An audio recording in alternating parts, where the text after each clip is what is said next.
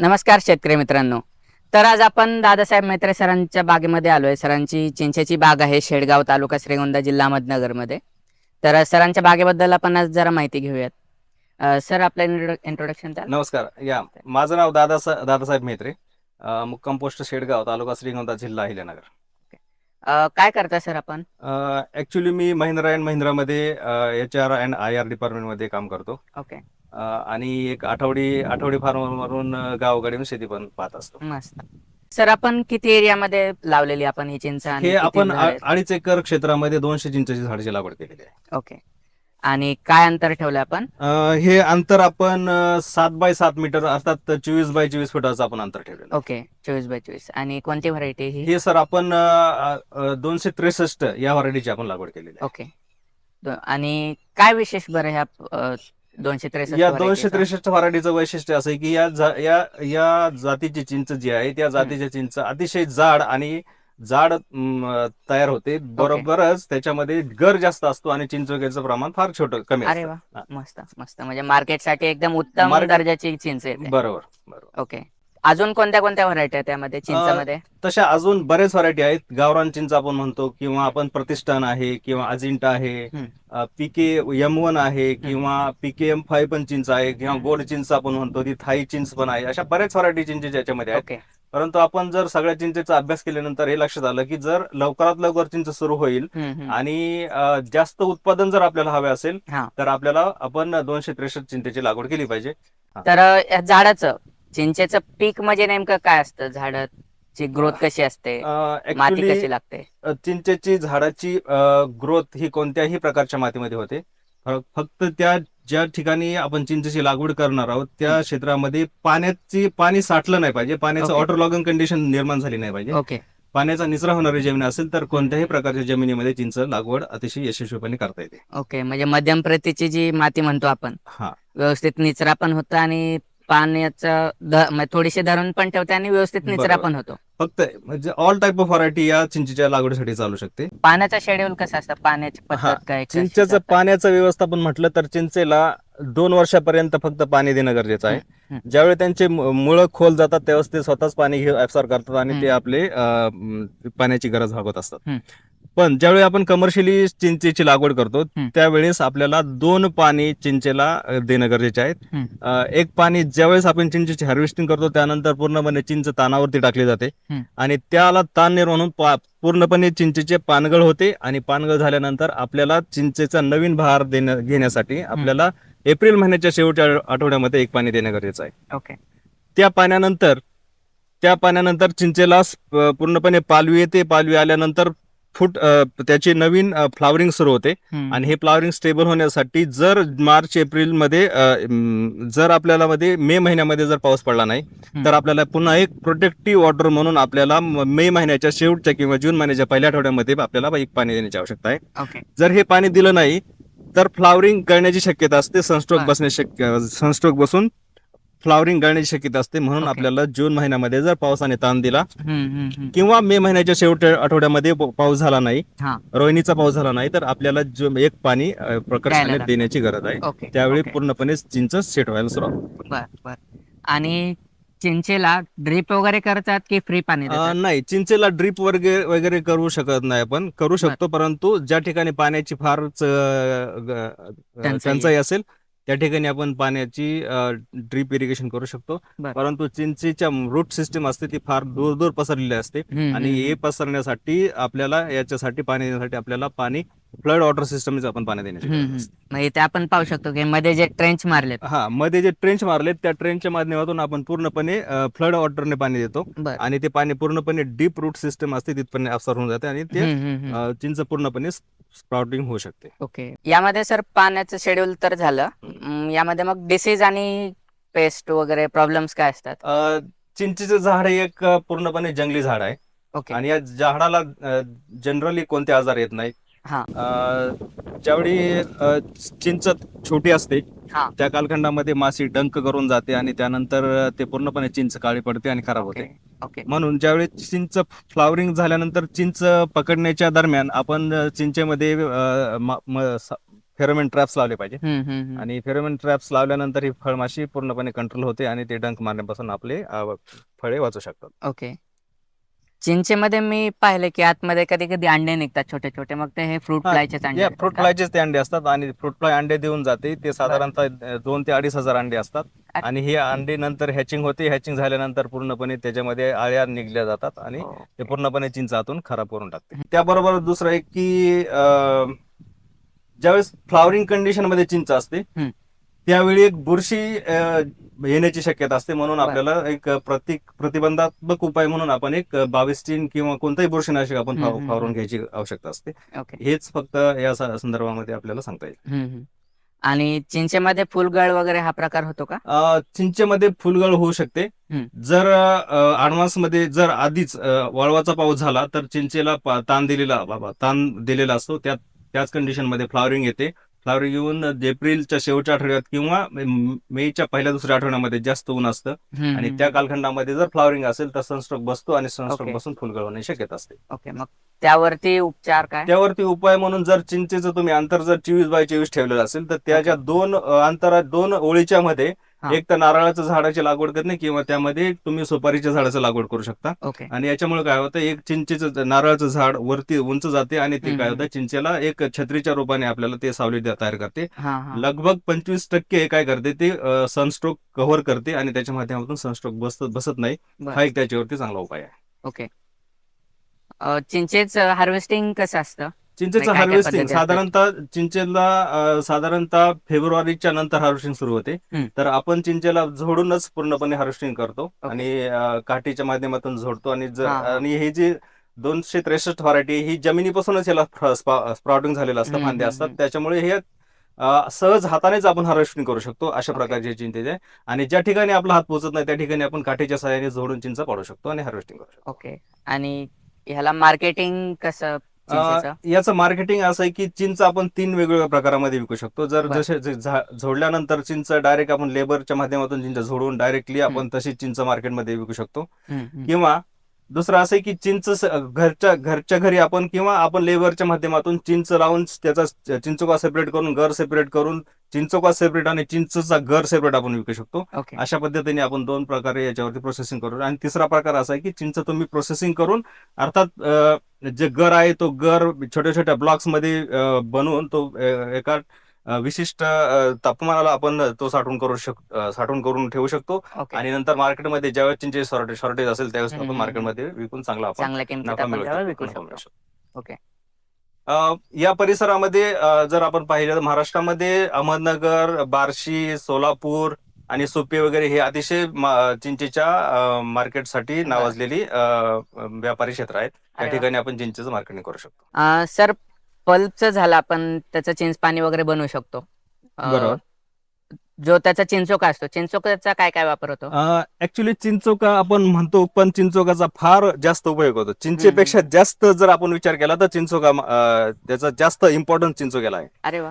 जर आपण चिंचोक्याचा विचार केला तर चिंचोक्याच्या टरफल्यापासून डाय मेकिंग मध्ये त्याचा वापर केला जातो. त्याच्या घोंगड्या वगैरे असतात, त्याचे डाय जे असतात किंवा कपड्याचे डाय असतात हे चिंचोक्याच्या वरच्या टरफल्यापासून जे असतात त्याच्यापासून बनवले जातात. अरे वा. दुसरी गोष्ट अशी की चिंचोका सर्वात जास्त एक्सपोर्ट होतो गल्फ कंट्रीमध्ये एक्सपोर्ट होतो. तो गल्फ कंट्रीमध्ये सर्वात जास्त मोठा बिझनेस आहे तो प्रोटीन पावडर बनवण्याचा बिझनेस आहे. ओके. जे जिम मध्ये युज केले जाणारे प्रोटीन पावडर आहे त्याच्यामध्ये जे फिलर मटेरियल म्हणून युज केलं जातो ते संपूर्णपणे चिंचोक्याचं मटेरियल असतं. मस्त. म्हणजे वेगळी गोष्ट आहे चिंचे पासून प्रोटीन पावडर मी तरी पहिल्यांदाच ऐकतोय. आपले शेतकरी मित्र पण बरेच नवीन आहेत, त्यांना पण माहित नसेल ही बरेच गोष्ट. म्हणजे चिंचोका आपण भाजून खायचं सोडून कधी विचार केला नसेल की त्याचं पावडर बनवू शकते आणि ते एक्सपोर्ट केले जाऊ शकते. आणि चिंचेला रेट काय भेटतो? चिंचेला साधारणतः जर चिंच पाडल्याबरोबर जसे जर आपण मार्केटला घेऊन गेलो तर ते साधारणतः 25 ते 40 रुपयापर्यंत हा रेट आपल्याला मिळू शकतो. आणि जर आपण प्रोसेसिंग करून चिंचोका सेपरेट करून घर सेपरेट करून आपण विकला तर चिंचोक्याला सेपरेट आपल्याला 27 ते 33 रुपये मार्केट आपल्याला मिळू शकते. आणि चिंचेचा घर आताचा आपण मागच्या वर्षीचा विचार केला तर 175 रुपये किलो मार्केट सोलापूर रेट मध्ये आपल्याला तो मिळालेला आहे. ओके. जर आपण मार्केटचा थोडा विचार केला तर पुण्यामध्ये थोडा रेट वेगळा आहे आणि सोलापूरचा रेट बार्शीचा रेट वेगळा आहे. तर सर्वात जास्त रेट आपल्याला 175 रुपये बार्शीला मिळालेला आहे. पुण्यामध्ये आपल्याला 125 रुपयांनी आपली विचारणा झाली होती आणि बार्शीमध्ये आपण 150 रुपयांनी आपल्याला ठरवलं. मस्त मस्त. सर चिंचेचं एकरी उत्पन्न किती असतं किंवा पर झाड उत्पन्न किती भेटतं? पर झाड जर आपण उत्पन्न पाहिलं तर जर आपण 5 वर्षाच्या नंतरच्या झाडाचा जर आपण विचार केला तर एका झाडाला साधारणतः 120 ते 130 किलो आपण उत्पादन आपलं चिंचेचं उत्पादन निव्वळ चिंचेचं उत्पादन आपल्याला मिळतं. जर त्यामध्ये आपण जर 30% जर चिंचोक्याचा विचार केला आणि 5-10% जर आपण भुशाचा त्याच्या असलेल्या इतर भुसा टरफल्याचा विचार केला, हे सोडून दिलं तर साधारणतः 60% प्रोडक्शन आपल्याला गराचं प्रोडक्शन मिळतं. आणि हा गर आता या गेल्या वर्षीच्या मार्केटमध्ये 175 रुपये किलोने सोलापूर मार्केटला गेला. जर चिंचोका 33 रुपये किलोने यावर्षी हायएस्ट रेटने विकला गेला. तर असा विचार केला तर साधारणतः एक 5 वर्षाच्या झाडाचं जर गराचा आणि चिंचोक्याचा जर आपण विचार केला तर साधारणतः 7,500 ते 8,000 रुपये आपल्याला एका झाडाचे आपल्याला मिळू शकतात. मस्त. म्हणजे एकदम कमी कष्टात चांगलं उत्पन्न आहे. एका झाडावरती 7,500-8,000 मिळू शकतात. आपले 200 झाड आहेत. तसे शेतकरी मग ज्याची जशी कॅपॅसिटी आहे तसे झाडं लावून चांगलं उत्पन्न कमवू शकतात. सर चिंचेची लागवड आपण बोललो की 7 मीटर बाय 7 मीटर म्हणजे वरती करतात. तर एका एकरात किती झाडं बसतात चिंचेचे? 7 बाय 7 मीटर म्हणजे आता 24 बाय 24 किंवा 25 बाय 25 फुटाचा आपण विचार केला तर एकरी साधारणतः 75 ते 80 झाडं एका एकरामध्ये बसतात. Okay okay. चिंचेमध्ये अल्ट्रा हाय डेन्सिटी किंवा हाय डेन्सिटीने लागवड करता येत नाही. जसं की आपल्याला कृषी विभागामार्फत सांगितलेलं आहे की कमीत कमी जर अंतर ठेवायचे असेल तर 7 बाय 7 मीटर अंतर ठेवलं पाहिजे. तर त्यापेक्षा पुढे जाऊन जर आपण पाहिलं तर कृषी सल्ल्यानुसार आपण विचार केला तर 10 बाय 10 मीटर अंतर ठेवणं गरजेचं आहे. 7 बाय 7 ते 10 बाय 10 वरती आपण लागवड करू शकतो म्हणजे ह्याचा अर्थ. बरोबर. ओके. आणि आपण झाडं कुठून आणले सर? आपण जे झाडं आहेत ते झाडं पानसरी नर्सरी काष्टी या ठिकाणाहून आपण आणलेले आहे. ओके. आणि आपल्याला मग नर्सरीमधून सपोर्ट कसा भेटतो? नर्सरीमधून अतिशय छान सपोर्ट मिळतो. जसं की जेव्हापासून आपण झाडाची विचारणा केली तेव्हापासून ते आमच्या संपर्कामध्ये होते आणि झाडाची लागवड कशी करावी, झाडाला सुरुवातीच्या 2 वर्षामध्ये कसं जपलं पाहिजे, कसं पाणी दिलं पाहिजे, त्यांना खतं कशी दिली पाहिजे, या संपूर्ण गोष्टीचं मार्गदर्शन होतं. सर आपण चिंच हीच क्रॉप का निवडलं? बाकी पण बरेच फळझाड आहेत, मग चिंचच का बरं? जसं की मी कंपनीमध्ये सर्व्हिस करतो, महिंद्रा अँड महिंद्रामध्ये सर्व्हिस करतो. तर मला पूर्ण शेतामध्ये लक्ष देता येत नाही. तर मी आठवडे पण शनिवारी रविवारी मी शेतामध्ये येऊ शकतो आणि गावाकडे येऊ शकतो आणि लक्ष देऊ शकतो. तर मी असा विचार केला की जर मला हे असं माझं शेड्यूल असेल तर मला या परिस्थितीमध्ये कोणत्या पिकाची लागवड करणं सोपं होईल. म्हणून मी काय केलं की एक हार्वेस्टिंगचा विचार केला. दुसरी सर्वात मस्त की कोणतंही पीक आपण पाहिलं तर नो लेबर ओरिएंटेड नसलं पाहिजे. दुसरी गोष्ट ते वॉटर ओरिएंटेड नसलं पाहिजे जास्त आणि त्याला ते दुसरं पेस्ट अँड डिसीज ओरिएंटेड नसलं पाहिजे. असं संपूर्ण विचार केला मी आणि ते जास्त पेरिसिएबल नसलं पाहिजे. समजा इनकेस मी जर जांभूळाची लागवड केली असती तर वेळेत हार्वेस्टिंग झाली नसती तर पूर्णपणे ते सेडिंग झालं असतं आणि सेडिंग होऊन पूर्णपणे ते नष्ट झालं असतं, माझा माल पूर्णपणे खराब झाला असता. म्हणून मी जर चिंच मी हार्वेस्टिंग करायचं थोडा माझा 15 ते 20 दिवस जरी लेट झालो तरी माझ्या चिंचेला कोणतंच नुकसान होत नाही. मग असा संपूर्ण विचार करून मी लेबर ओरिएंटेड, चिंच जास्त लेबर ओरिएंटेड नाही आणि पाण्याचा जरी ताण पडला 2 वर्ष पाणी चिंचाला भेटलं नाही, 3 वर्ष भेटलं नाही तरी चिंच सेल्फ वॉटर ऍब्सॉर्ब करून घेऊ शकते आणि तग धरून जगू शकते.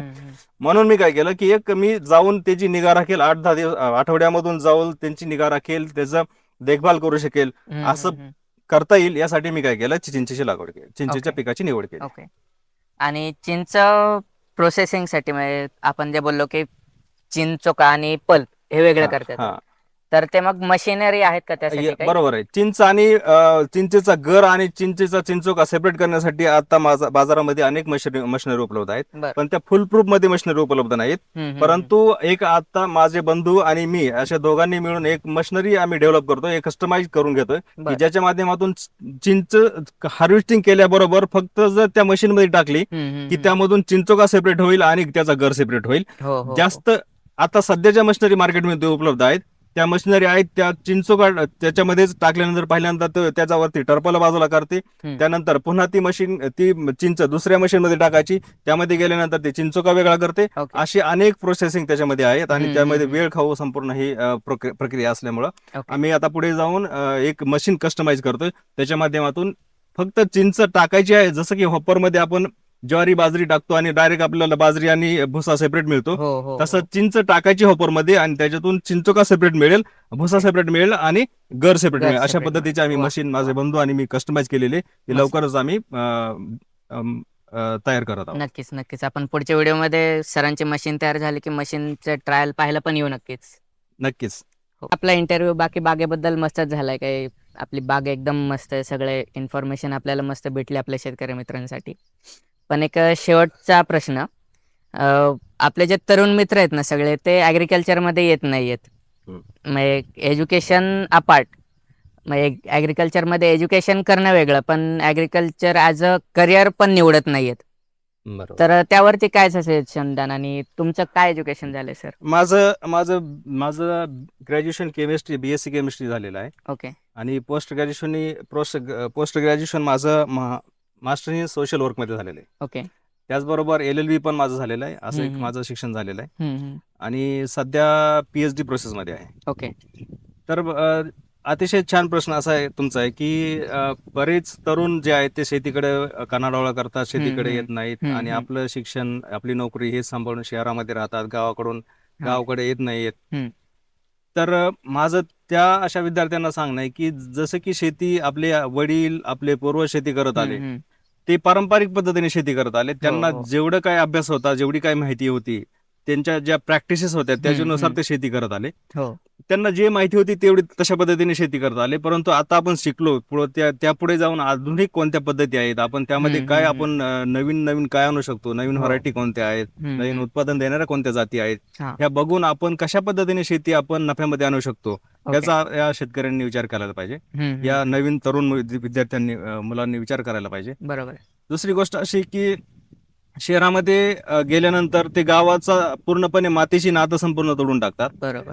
पण ज्यावेळी आपण हे लक्षात घेतलं पाहिजे की आपली ही जी शेती आहे, या शेतीमध्ये जरी आपल्याला रोज जाऊन शेतामध्ये काम करता आलं नाही, तरी आठवड्याला येऊन आपल्याला कोणती पिकं लावल्यानंतर आपल्याला काम करता येईल, विकेंड फार्मर म्हणून आपल्याला कशा पद्धतीने काम करता येईल, अशा पिकांची आपण निवड केली पाहिजे. जसं चिंच आहे, जांभूळ आहे, शेवगा लागवड आहे किंवा शेवग्या पाल्याची लागवड करणं, पावडरीसाठी शेवगा लागवड करणं, मिलिया डुबी आहे, अशा अनेक प्रकारे विकेंड फार्मिंग करू शकतो. असे अनेक ऑप्शन आज उपलब्ध आहेत. त्याचा अभ्यास केला पाहिजे आणि ती शेती लावून जास्तीत जास्त आपण प्रगती केली पाहिजे. दुसरी गोष्ट अशी की गव्हर्नमेंटची अनेक स्कीम आहेत. पर्सनल लेवलला कार्बन क्रेडिट पण गव्हर्नमेंट देते आणि त्याच्या माध्यमातून आपल्याला कार्बनचं प्रमाण जे वाढत चाललेलं आहे, हे आधी जमीन आपली हिरवीगार करून वृक्षारोपण करून आपण त्या क्रेडिट आपण कार्बनचं प्रमाण आपण कमी करून कार्बन क्रेडिट आपण घेऊ शकतो. त्याच्यासाठी गव्हर्नमेंट दर वर्षाला प्रति हेक्टरी 50,000 रुपये पण शेतकऱ्यांना देते. हे सगळे आपले अशा पद्धतीने आपण विचार केला पाहिजे. शेवटी जर आपल्याला पृथ्वीला हरभर आणि चांगलं आपल्याला ठेवायचं असेल, जर आपल्याला जर CO2चा जर प्रमाण आपल्याला कमी करायचं असेल, तर प्रत्येक शेतकऱ्यांनी, तरुण शेतकऱ्यांनी, नोकरदारांनी आपापल्या शेतामध्ये जास्तीत जास्त प्लांटेशन केलं पाहिजे. बरोबर आहे. तर सर तुम्ही म्हणले तसं एक दुर्दैवाची गोष्ट आहेच आहे की आता नवीन पिढी मातीशी नातं जोडून ठेवत नाही किंवा मातीपासून दूर केली. तर आपल्या नवीन पिढीने तो विचार केलाच पाहिजे की शेतीकडे कसं पाहावं आणि वेगळ्या दृष्टिकोनाने कसं पाहावं. बरोबर. गहू, ज्वारी, बाजरी सोडून काहीतरी वेगळं केलंच पाहिजे. नक्कीच. राईट. चालेल. तर मित्रांनो, भेटूयात आपण पुढच्या व्हिडिओमध्ये. धन्यवाद.